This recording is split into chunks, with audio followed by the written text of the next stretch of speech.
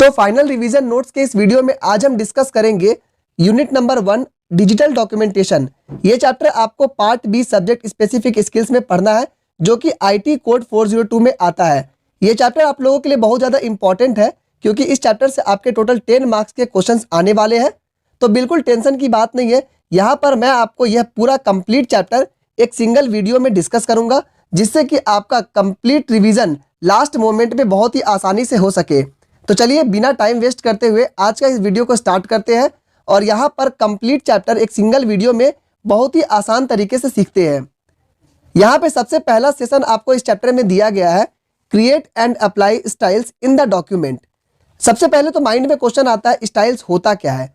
तो सबसे पहले हम सीखेंगे स्टाइल होता क्या है, उसे क्रिएट कैसे करते हैं और अप्लाई कैसे करते हैं। स्टाइल्स का मतलब होता है a style is a set of format that you can apply to selected pages text in your document to quickly change their appearance। यानी कि आपके पास कोई भी टेक्स्ट डॉक्यूमेंट लिखा हुआ है, उसमें आपको उस डॉक्यूमेंट के जो भी टेक्स्ट लिखा हुआ है उसमें कुछ चेंजेस लाना है अपीयरेंस में। जैसे उसके सारे लेटर्स को इटैलिक करना है, बोल्ड करना है, कलर चेंज करना है, तो ये आप क्या कर देंगे स्टाइल से आप इसे चेंज कर सकते हैं। For example you may decide to change the font of all titles. जितने भी टाइटल्स दिए गए हैं उनके अगर फॉन्ट को आप चेंज करना चाहते हैं तो आप स्टाइल से कर सकते हैं। ये आपका सेट ऑफ फॉर्मेट है। नेक्स्ट आपका आता है advantages of using styles. Style को यूज करने का एडवांटेजेस क्या क्या होता है। तो सबसे पहला तो हो गया styles help us to apply consistent formatting to the document.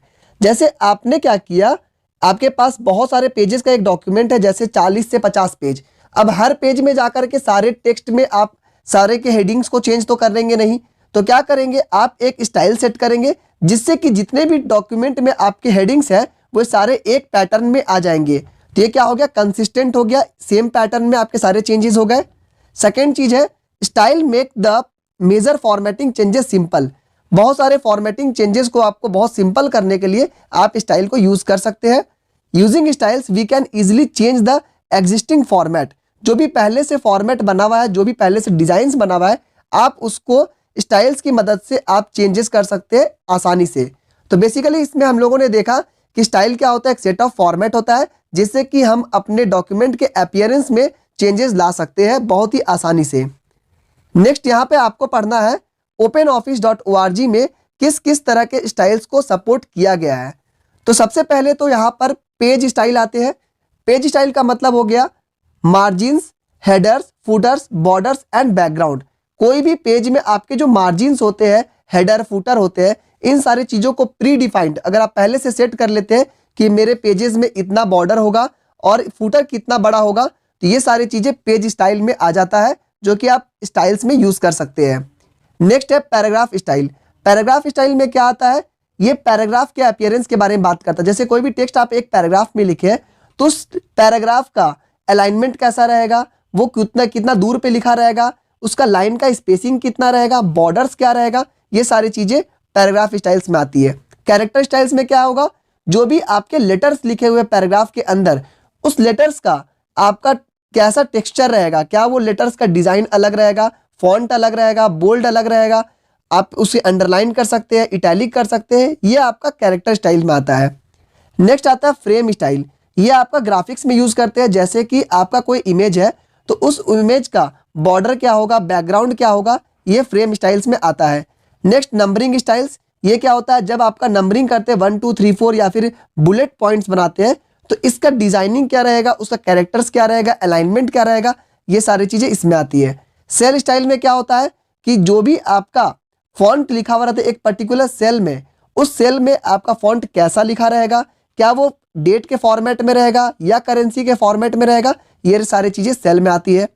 उसके बाद ग्राफिक्स स्टाइल में बात करें तो यहाँ पर आपका ड्राइंग्स और प्रेजेंटेशन आता है। जैसे कि आपने कोई यहाँ पे ड्राइंग बनाया शेप, उस शेप का क्या वहाँ पे शैडो रहना चाहिए, नहीं रहना चाहिए, ट्रांसपेरेंसी क्या रहना चाहिए, ये सारी चीज़ें आपका ग्राफिक स्टाइल में आता है।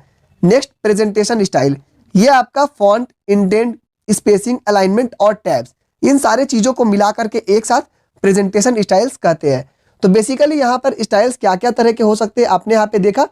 तो जब आपके एग्जामिनेशन में क्वेश्चन पूछा जाएगा वो पूछा जाएगा व्हाट इज स्टाइल, एंड उसके बाद पूछा जा सकता है कि गिव सम एग्जांपल्स, तो आप यहाँ पे एग्जांपल दे सकते हैं। उसके बाद यहाँ पे हम बात करते हैं नेक्स्ट आपको अप्लाई कैसे करेंगे। स्टाइल से अप्लाई करने के लिए सबसे पहले आप क्या करेंगे, क्लिक फॉर्मेट में जाएंगे, फॉर्मेट में जाकर वहां क्लिक करेंगे, स्टाइल्स एंड फॉर्मेटिंग ऑप्शन में जाएंगे, यहां से कर सकते हैं। या तो आपका शॉर्टकट की F11 है, एग्जामिनेशन में 1 मार्क्स में पूछा जा सकता है F11 किसका है, तो आप लिख सकते हैं स्टाइल्स यूज करने का आपका शॉर्टकट की है। नेक्स्ट है the styles and formatting window shows the type of styles available for open office. Open office के लिए आपका कौन कौन सा स्टाइल्स अवेलेबल है, ये सारे आपका स्टाइल्स एंड फॉर्मेटिंग विंडो बता देता है। Click on any one of the icon to display the list of styles in the particular category. अब उसी कैटेगरी में जो भी आपको स्टाइल्स पसंद है आप उसे क्लिक कर सकते हैं। बेसिकली यहाँ पे आपको ये इंपॉर्टेंट चीज था F11। इसके बाद apply styles using fill format mode. Fill format mode से भी आप स्टाइल्स को अप्लाई कर सकते हैं। वो कैसे करेंगे, सबसे पहले हम स्टाइल्स को ओपन करेंगे, उसके बाद सेलेक्ट करेंगे स्टाइल जो हम स्टाइल को हम लगाना चाहते हैं। उसके बाद fill format mode icon on करेंगे और जो भी पैराग्राफ, पेजेस, फ्रेम्स जहां पर आपको स्टाइल लगाना है उसे आप लगा सकते हैं। Fill format mode is quite useful when you need to format many scattered paragraphs, cells और other items with same style. Fill format कब यूज करते हैं, जब आपके पास पैराग्राफ बहुत अलग अलग जगह पर बहुत अस्त व्यस्त तरीके से, यानी कि आपका बहुत अरेंज वे में नहीं है, तो उस कंडीशन में आप क्या करेंगे, फिल फॉर्मेट मोड में स्टाइल्स को अप्लाई करेंगे। नेक्स्ट आपका कस्टम स्टाइल्स को भी हम लोग क्रिएट कर सकते हैं, यानी खुद से स्टाइल को भी क्रिएट कर सकते हैं। इसे कैसे करेंगे, open style and formatting window करेंगे, उसके बाद type of style to create उसे सेलेक्ट करेंगे और उसके बाद यहाँ पर in the document select the item you want to save as style. उस जो भी डॉक्यूमेंट में आपको स्टाइल सेव करना है उसे आप क्लिक करेंगे। नेक्स्ट आपका click on the new style selection from the styles and formatting window, type the name of the style, click okay. देखिए बहुत ज़्यादा यहाँ पे डिफिकल्टीज लगती है क्योंकि जो भी आपका ये प्रैक्टिकल वाले क्वेश्चंस होते हैं, इसे अगर आप थ्योरेटिकल पढ़ना चाहेंगे तो कन्फ्यूजन होता है कि यहाँ पे क्लिक करने बोल रहे हैं, तो बिना आप प्रैक्टिकल देखे तो क्लिक करना मुश्किल है। तो बेसिकली ये क्वेश्चन पूछा भी नहीं जाता है क्योंकि इस टाइप का क्वेश्चन पूछा नहीं जाता है, डायरेक्टली आपके थ्योरेटिकल पूछे जाएंगे। Dragging and dropping to create a style, इससे भी हम क्रिएट कर सकते हैं। Select some text and drag to it the style and formatting window, if the paragraph style are active the paragraph style will be added to the list. इसका मतलब क्या हुआ, जैसे मान के चलिए आप एक पैराग्राफ को ड्रैग किए और कहाँ पे डाल दिए, स्टाइल और फॉर्मेटिंग विंडो में डाल दिए, तो इस पैराग्राफ में जो भी स्टाइल्स रहेंगे, जो भी तरीके के वो अरेंजमेंट रहेंगे, वो सारा स्टाइल क्या हो जाएगा, कॉपी हो जाएगा। ये इस बेसिकली यहाँ पर हमने ये देखा। नेक्स्ट अब देखते हैं मॉडिफाई कस्टम और प्री डिफाइंड स्टाइल्स। इसका मतलब क्या होता है, जो स्टाइल्स पहले से बने हुए हैं उसे हम मॉडिफाई कैसे कर सकते हैं, इसे देखेंगे। तो सबसे पहले स्टाइल और फॉर्मेटिंग विंडो में जाएंगे, उसके बाद उस आइटम को सेलेक्ट करेंगे जिसका हमें चेंजेस करना है, यानी कि जो पहले से बना हुआ है उसमें फॉर्मेट, और in the style and formatting window select the style you want to update, then click the arrow next to the new style from the selection icon and click on update style. उसके बाद update कर सकते हैं, ठीक है। Next है loading style from a template और a document. किसी डॉक्यूमेंट और टेम्पलेट से स्टाइल को कैसे हम लोड करेंगे, तो वहां पे क्या करेंगे, डॉक्यूमेंट को ओपन करेंगे जिससे हमें कॉपी करना है। Next in the styles and formatting window long click on the arrow next to the new style and selection icon, then click on the load style. यहाँ पे सबसे पहले क्या करेंगे, डॉक्यूमेंट को खोलेंगे जहां से आपको स्टाइल को कॉपी करना है। उसके बाद इन the styles and formatting window long click करेंगे एरो नेक्स्ट को, जिससे कि आपका लोड स्टाइल का टैब खुलेगा और वहां पे लोड स्टाइल्स को कॉल वहां पे क्लिक करेंगे। उसके बाद जो भी आपका वहां पे कैटेगरीज दिया हुआ है उस कैटेगरीज में से आप उसे सेलेक्ट कर लेंगे, ठीक है। नेक्स्ट आपका आता है इंसर्ट एंड यूज इमेजेस। ये बहुत इंपॉर्टेंट टॉपिक है, इसे बहुत ध्यान से देखिएगा। इमेजेस को कैसे कैसे हम इंसर्ट कर सकते हैं, तो सबसे पहला तो ऑप्शन है ड्रैग एंड ड्रॉप, यानी कि आपके पास यहाँ पर कोई इमेज है, उस इमेज को आप माउस से राइट सिंगल क्लिक किए हुए क्लिक करके आप खींच करके लाएंगे, ड्रॉप कर देंगे, तो ड्रैग एंड ड्रॉप से भी वहां पर इमेज ला सकते हैं। दूसरा है इमेज लाने के लिए आप पिक्चर डायलॉग बॉक्स को यूज कर सकते हैं, इंसर्ट में जाएंगे, पिक्चर्स में जाएंगे और जो भी पिक्चर पसंद है उसे आप सेलेक्ट कर सकते हैं। तीसरा है क्लिप बोर्ड से कर सकते हैं। इसके लिए क्या करेंगे, जो भी सोर्स डॉक्यूमेंट जहां पर आपका इमेज रखा हुआ है वहां पर जाकर के हम इस डॉक्यूमेंट में से इस इमेज को कॉपी कर लेंगे। तो जब कॉपी करेंगे तो ये क्लिपबोर्ड में चला जाएगा, यानी कि आपके जो क्लिपबोर्ड है क्या होता है, जो जो कॉपी करके रखेंगे वो एक जगह वहां पे जमा होता है, तो ये आपका क्लिपबोर्ड में आ गया और जिस जगह पे पेस्ट करना है उस डॉक्यूमेंट को खोलेंगे और Ctrl+V कर देंगे, वहां पे पेस्ट कर देंगे। समझ में आ गया इंसर्ट कैसे कैसे करेंगे? एक तो आप क्लिक करके वहां पे ड्रैग एंड ड्रॉप कर दीजिए, दूसरा इंसर्ट में जाएंगे, पिक्चर में जाएंगे, वहां से सेलेक्ट करेंगे, तीसरा क्या है कि कॉपी करेंगे और दूसरे डॉक्यूमेंट में जाकर के पेस्ट कर देंगे। नेक्स्ट यहाँ पे एक और तरीका है स्कैनर से। स्कैनर से लेने के लिए क्या करेंगे, स्कैनर को कनेक्ट करेंगे और वहां पे जाने के बाद इंसर्ट में जाएंगे, पिक्चर में जाएंगे, स्कैन में जाएंगे और जो भी स्कैनर में हम पेजेस रखेंगे वो स्कैन होकर के वो इमेज आपके डॉक्यूमेंट में आ जाएंगे। इसके बाद एक और तरीका insert an image from gallery. इसके लिए क्या करेंगे, open the gallery, click on the gallery icon on the choose tools gallery. तो यहाँ पे सबसे पहले टूल्स में जाएंगे, गैलरी में जाएंगे, वहां पे जाने के बाद जो भी इमेज आपको कॉपी करना है उसे आप इंसर्ट कर लीजिए। तो एग्जामिनेशन में क्वेश्चंस कैसे कैसे पूछे जाएंगे, एग्जामिनेशन में पूछा जाएगा कि इमेजेस को हम इंसर्ट किस किस तरीके से कर सकते हैं। तो आपको याद रखना है drag and drop, insert picture dialog box, next हो गया insert an image from clipboard यानी कॉपी पेस्ट, उसके बाद आपका आता है स्कैनर से और लास्ट में आपका आता है गैलरी से। नेक्स्ट आपको पढ़ना है मॉडिफाई इमेज। इमेज को आप मॉडिफाई कैसे करेंगे, मॉडिफाई मतलब क्या होता है, चेंजेस कैसे लाएंगे। ठीक है, तो जब भी आपके पास कोई इमेजेस है उसमें कुछ चेंजेस लाना है तो उसके लिए आप क्या करेंगे, व्यू में जाएंगे, टूल बार्स में जाएंगे और पिक्चर में जाएंगे। ठीक है, व्यू में जाएंगे, टूल बार्स में जाएंगे, पिक्चर में जाएंगे। यहां जाने के बाद अब आपको कुछ कुछ मोड्स मिलेंगे। उन मोड्स का मतलब क्या होता है ये आपको जानना बहुत ज्यादा जरूरी है। सबसे पहला तो आपका आता है ग्राफिक मोड। ग्राफिक मोड में हम क्या कर सकते हैं, इमेजेस को ग्रे स्केल में चेंजेस कर सकते हैं, यानी कि ब्लैक एंड व्हाइट में हम उसको चेंजेस कर सकते हैं। ठीक है, ग्रे स्केल मतलब क्या होता है, ब्लैक एंड व्हाइट। फिर क्या है, फ्लिप वर्टिकली और हॉरिजॉन्टली, यानी कि इमेज अगर इस साइड देख रहा है तो हम इसको क्या करेंगे, फ्लिप कर देंगे इस साइड, तो ये अभी साइड देखने लगेगा। तो फ्लिप वर्टिकली और हॉरिजॉन्टली। अच्छा, वर्टिकली का मतलब क्या होता है, वर्टिकली का मतलब होता है इस तरीके से। ठीक है, हॉरिजॉन्टली का मतलब क्या होता है, इस तरीके से। तो अगर हम फ्लिप करते हैं यानी कि इमेजेस को चेंजेस करते हैं, फ्लिप कर देते हैं, तो उसे कहते हैं हम फ्लिप करना। ठीक है, वर्टिकली और हॉरिजॉन्टली में। नेक्स्ट बहुत इंपॉर्टेंट है फिल्टर्स। फिल्टर्स क्या होता है कि अलग अलग तरीके से, जैसे आप देखे होंगे इंस्टाग्राम पे रील्स बनाते हैं या फिर आप कहीं पे फोटो पोस्ट करते हैं तो सुने होंगे बिना फिल्टर का कोई इमेज डालता नहीं है। तो वो सेम वही चीज है, फिल्टर डालना मतलब कि इमेजेस को सुंदर बनाना। ठीक है, तो फिल्टर डालेंगे। तो फिल्टर क्या क्या डालेंगे, सबसे पहला इन्वर्ट। इन्वर्ट का मतलब क्या होता है, जो कलर है वो कलर क्या हो जाएगा, ग्रे स्केल में चेंज हो जाएगा, यानी ब्लैक एंड व्हाइट हो जाएगा। ग्रे स्केल रहेगा तो वो कुछ ना कुछ कलर डाल देगा। ठीक है, स्मूथ करना मतलब क्या होता है, जो एजेस है वो बहुत ज्यादा स्मूथ हो जाएगा और जो कॉन्ट्रास्ट है वो आपका स्मूथ, यानी कि आप उसको बहुत ब्लरी टाइप का हल्का दिखता है। ठीक है, स्मूथ मतलब बेसिकली ऐसे ब्लरी तो होता नहीं लेकिन देखने में बहुत ज्यादा सुंदर दिखने लगेगा। ठीक है, कॉन्ट्रास्ट कम हो जाता है। उसके बाद शार्पन करना मतलब जो कॉन्ट्रास्ट है उसको बढ़ा देना। ठीक है, उसके बाद आता है रिमूव नॉइस, जो आपका इमेज जो है वो डिस्टॉर्टेड दिख रहा है, पिक्सल्स दिख रहा है, उसे आपको थोड़ा सा अच्छा कर देना। उसके बाद है सोलराइजेशन। इससे क्या होता है, यहां पर आपका लाइटिंग के इफेक्ट को हम लोग देखते हैं, जैसे बहुत ज्यादा लाइट हो गया तो उसको कम कर देना।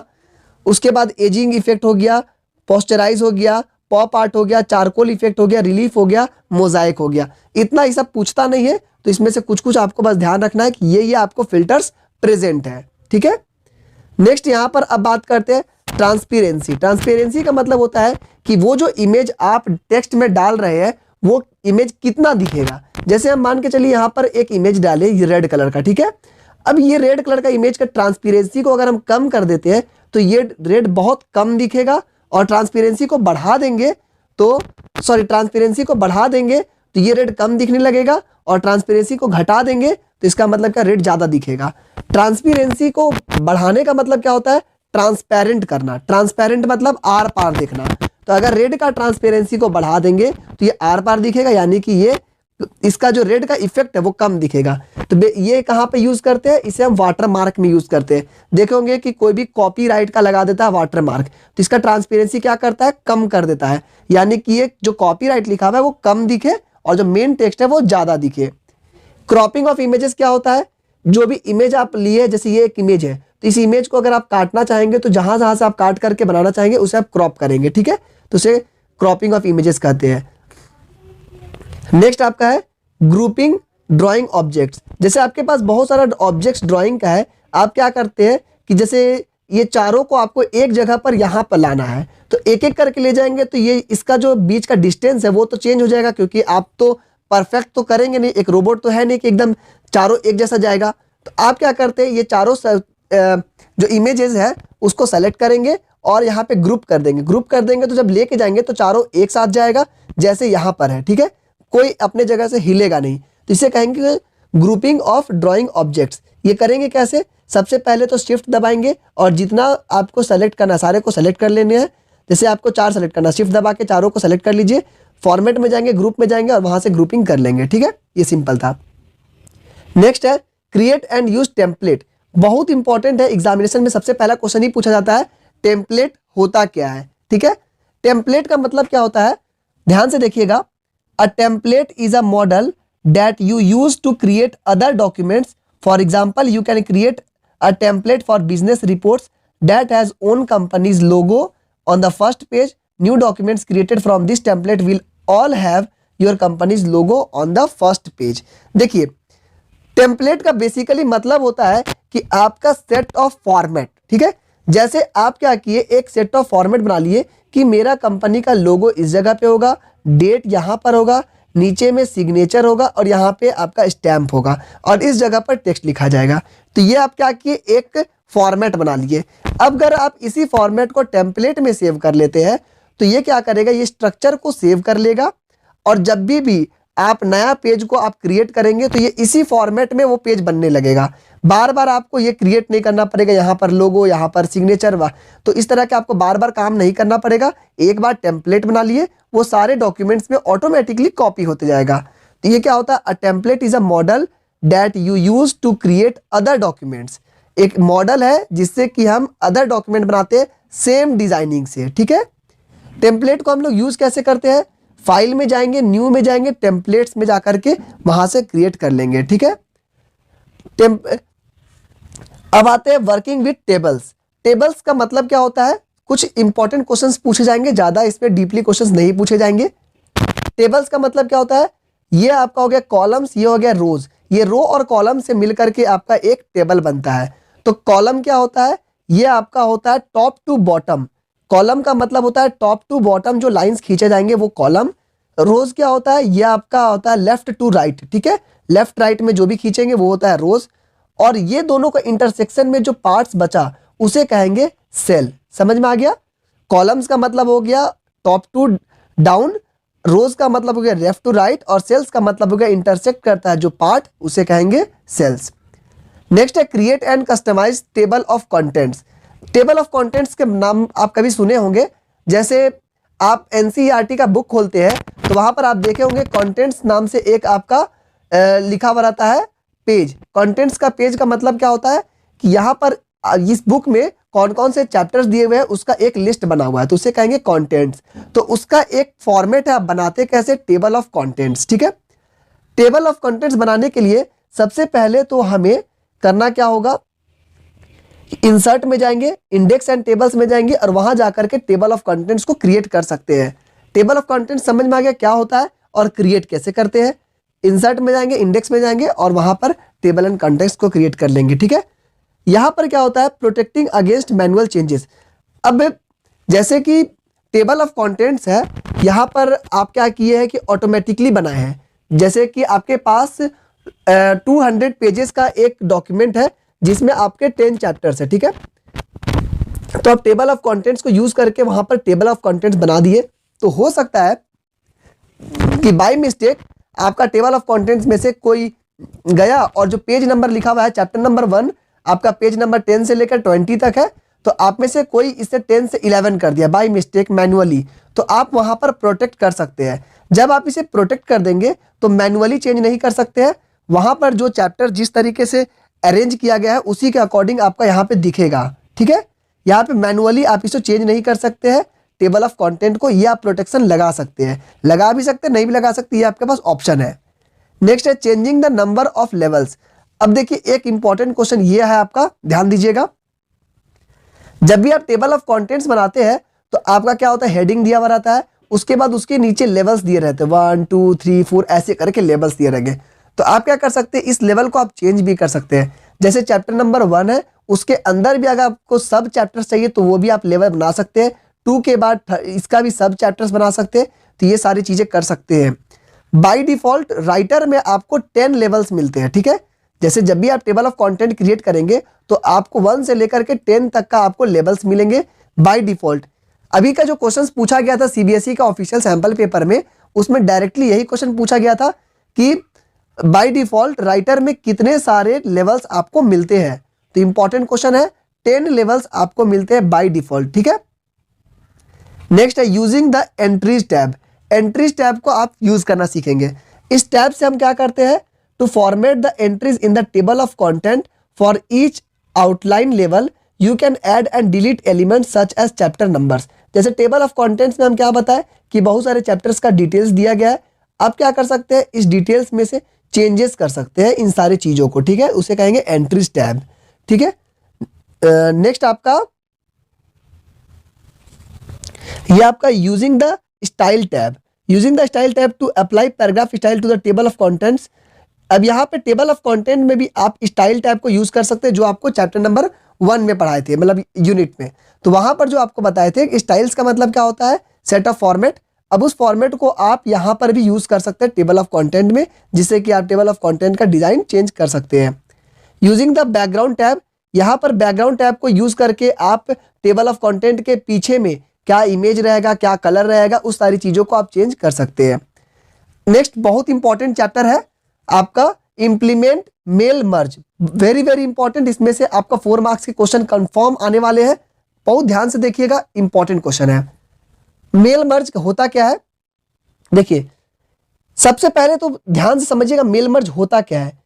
मेल मर्ज क्या है, एक तरीके का प्रोसेस है जिसमें आप लेटर लिखते हैं, ऐसा लिखते हैं जिसमें बहुत सारे लोगों को आप लेटर भेजेंगे, लेकिन उन लोगों को लगेगा कि ये जो लेटर है वो सिर्फ उनके लिए लिखा हुआ है, पर्सनलाइज्ड लिखा हुआ है। जैसे आप एक लेटर को लिख रहे हैं, ठीक है, और यहाँ पे लिखा हुआ है टू लिखा हुआ है, और यहाँ पे मान के चलिए लिखा हुआ है दीपक, और आप ये लेटर को स्टार्ट किए, ठीक है। अब आप चाहते हैं कि यही लेटर को करीब 1000 लोगों को पास भेजना है, लेकिन सबका नाम तो दीपक नहीं रहेगा। तो यहाँ पर आप क्या करेंगे, सबका नाम चेंज करेंगे। तो ये करना बहुत ज़्यादा लेंदी हो जाएगा अगर आप सारे पेजेस में चेंज करना चाहेंगे तो यहीं पे आपका आता है मेल मर्ज। मेल मर्ज में क्या होता है, आप एक लेटर को लिखते हैं मास्टर लेटर, और उस लेटर को अगर आप 1000 लोगों में भेजेंगे तो उन 1000 लोगों का अलग अलग नाम यहाँ पे आएगा, उनका एड्रेस आएगा, जिससे कि उनको लगेगा कि ये लेटर सिर्फ मेरे को लिखा गया है, ठीक है। इसका डिटेल देखिए, a mail merge is a way to take a letter you have written and send it to a whole bunch of people, personalizing it with information about them, so they might think that you have typed that letter personally for them। यानी कि एक letter लिखेंगे और bunch of people हजारों लोगों को भेजेंगे, और उनके पर्सनलाइज्ड इंफॉर्मेशन रहेगा, उनका नाम, उनका एड्रेस, उस तरीके से उनके पास ये लेटर पहुंचेगा, ठीक है। मेल मर्ज को हम क्रिएट कैसे करते हैं, इसके लिए आप क्या करेंगे, टेम्पलेट ऑप्शन में जाएंगे, वहां पर जाने के बाद इस डॉक्यूमेंट में सबसे देखिए create a mail merge document.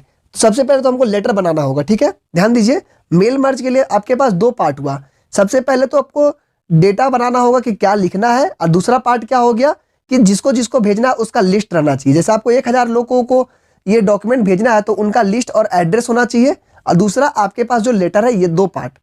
तो जो भी आप लिखिएगा लेटर, उसको कहाँ लिखिएगा, और जो आपके पास जो लिस्ट है वो कहलाएगा सोर्स, जिसको भेजना है। तो ये 2 पार्ट हो गया, दोनों को कहाँ कहाँ लिखेंगे ये देखिए। जब आप मेल मर्ज बनाते हैं तो आपको सबसे पहले तो लेटर लिखना है। तो लेटर लिखने के लिए आप क्या करेंगे, ओपन अ टेम्पलेट और create a new writer document.